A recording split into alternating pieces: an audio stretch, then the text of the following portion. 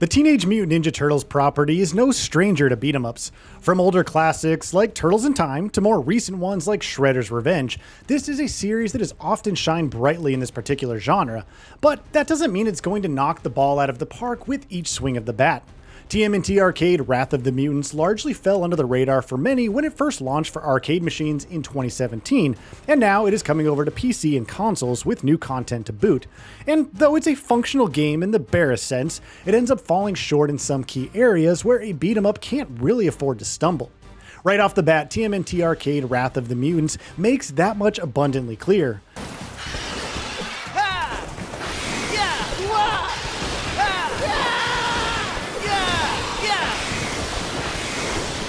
On a surface level, and for anyone who's only looking to engage with the game in casual fashion, there's certainly some mindless fun to be had here, especially if you played in local co-op, but the game lacks the sort of depth and mechanical tightness that you'd want from a Turtles beat-em-up.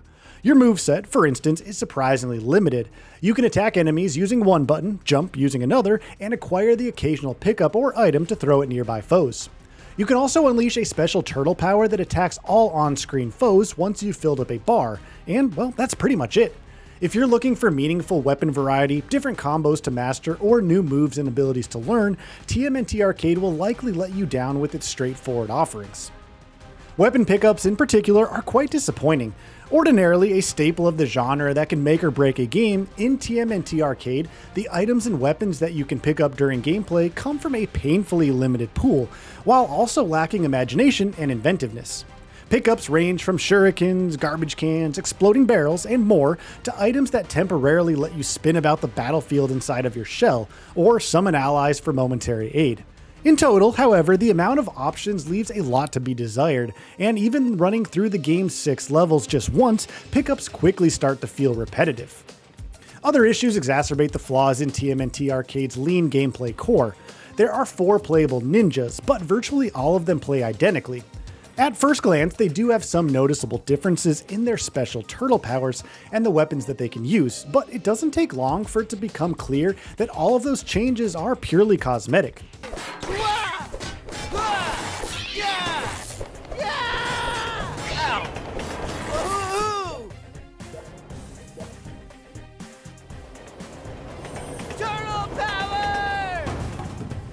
Turtle powers all have the exact same effect. All on-screen enemies, barring bosses, are obliterated, even if they each have their own unique animations, while the different weapons each turtle wields don't come with any actual differences in terms of range, speed, attack power, or anything of the sort.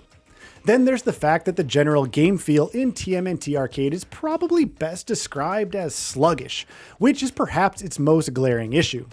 You would expect a beat-em-up to have tight and responsive controls, for it to have crunching and weighty feedback during combat, but all of these things are just missing here. Movement feels slow, and especially in moments where you're expected to quickly get out of the way of an incoming attack or avoid an environmental hazard, the frustratingly lethargic movement can make it feel like you're wading through molasses. Even more unforgiving is how tame and soft the combat feels. Very rarely does a hit connect with any real impact, with the sort of weighty crunch that is so crucial to the moment-to-moment experience in any game that's focused on combat, let alone a beat-em-up. Clearly then, there's a lot of significant issues to contend with in TMNT Arcade Wrath of the Mutants. Now, it's not all bad though.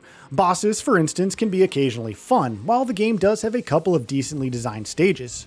One in particular that sees you moving through an amusement park is a genuinely fun one, with its charming house of horrors and its unique environmental hazards. Or it would be, at least, if the game didn't have as many major issues in crucial areas as it does.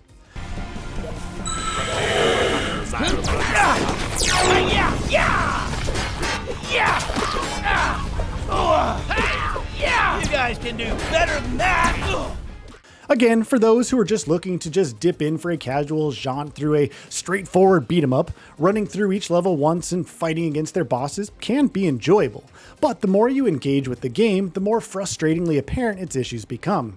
In fact, that feels almost like an inevitability with this game because of how lean its content offerings are. You can actually easily blow through all of its levels in an hour, or 2 at most.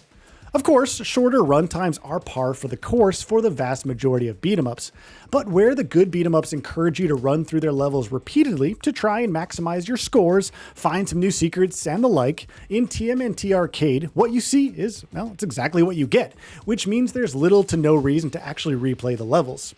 Each playthrough of a level is bound to feel almost exactly the same, with little to no variation to speak of. Yes, you can try and beat high scores to climb higher in the leaderboards, but when the core gameplay foundation is as shallow and flawed as it is here, why exactly would you want to? We got pizza! Aha! That's how we do it!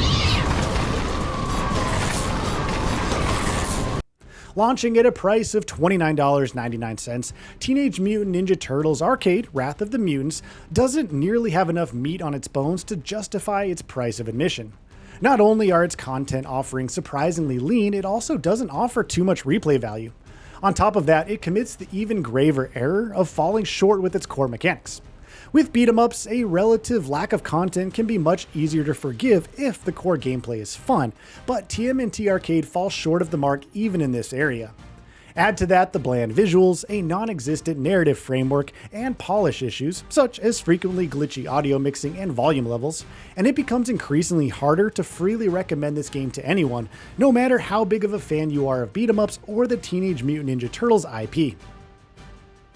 And with that, we reach the end of this video. Have anything to say? Let us know in the comments below.